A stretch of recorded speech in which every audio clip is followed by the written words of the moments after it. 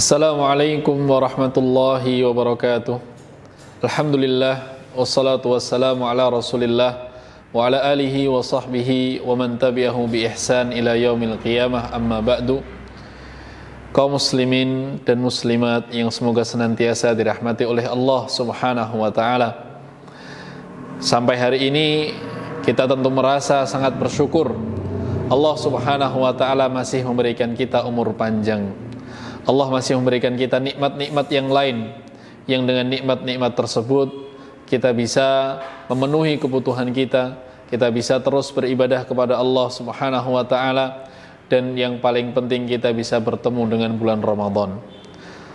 Kemudian termasuk kerugian yang biasa atau yang banyak didapatkan oleh seorang muslim dan muslimah ketika memasuki bulan Ramadan adalah tidak mengoptimalkan waktu yang mereka miliki, tidak mengoptimalkan waktu yang Allah berikan kepada mereka, sehingga ada di antara mereka tidak bisa mengamalkan amalan-amalan yang sesuai dengan waktunya, amalan yang sempurna di waktu yang tepat, atau bahkan dari mereka menyia-nyiakan waktu untuk perbuatan yang sia-sia. Untuk itu penting seorang muslim dan muslimah agar bisa memanfaatkan waktu dengan baik. Dia perlu mengerti betapa urgensinya, betapa pentingnya waktu yang dia miliki.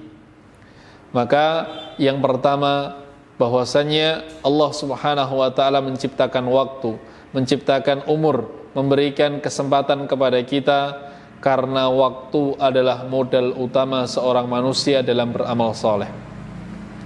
Bisa saja Allah berikan seseorang itu kekayaan, Allah berikan dia terkenal, Allah berikan dia pangkat dan jabatan, tapi jika Allah tidak memberikan waktu kepadanya, maka percuma nikmat-nikmat yang banyak itu yang diberikan oleh Allah kepadanya.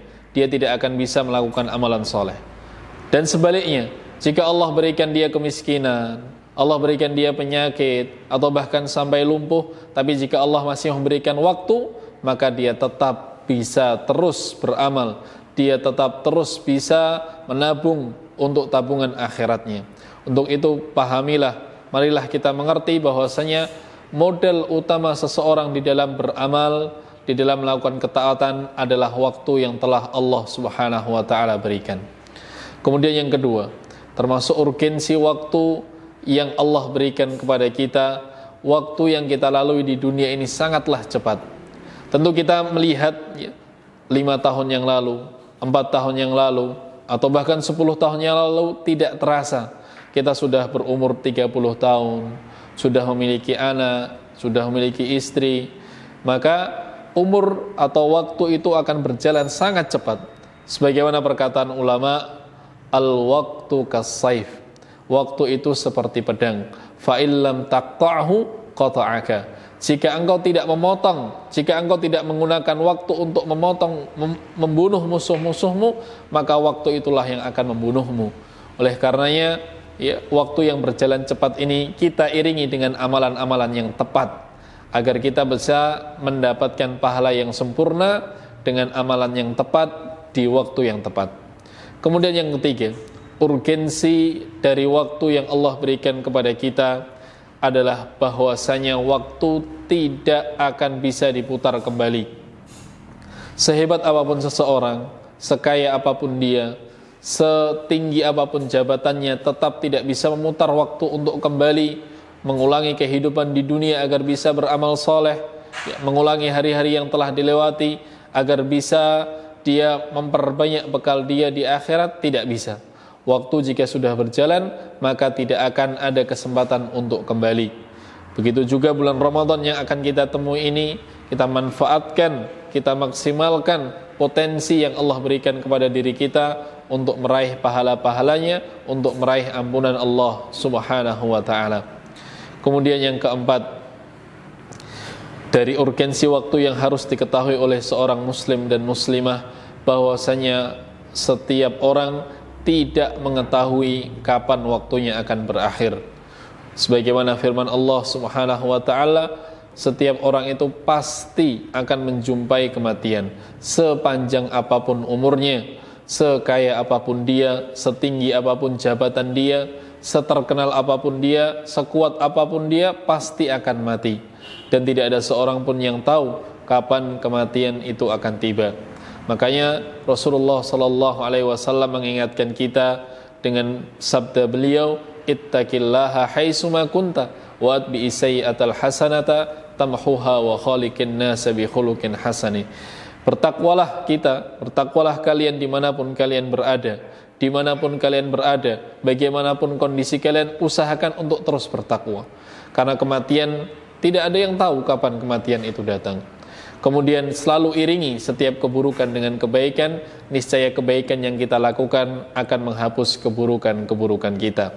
Kemudian yang kelima, yang terakhir, dari urgensi waktu yang perlu kita ketahui agar kita bisa mengoptimalkan waktu yang kita miliki untuk beribadah kepada Allah adalah setiap waktu yang Allah berikan kepada kita akan kita pertanggungjawabkan di hadapan Allah Subhanahu wa taala nantinya. Rasulullah sallallahu alaihi wasallam bersabda, "La tazulu qadam 'abdin yaumal qiyamati hatta yus'ala an arba'." Tidak akan bergeser kaki seorang hamba di hari kiamat dari hadapan Allah sampai dia ditanya tentang 4 hal. Yang pertama, an umrihi fima afnah, tentang umurnya, untuk apa dihabiskan umurnya.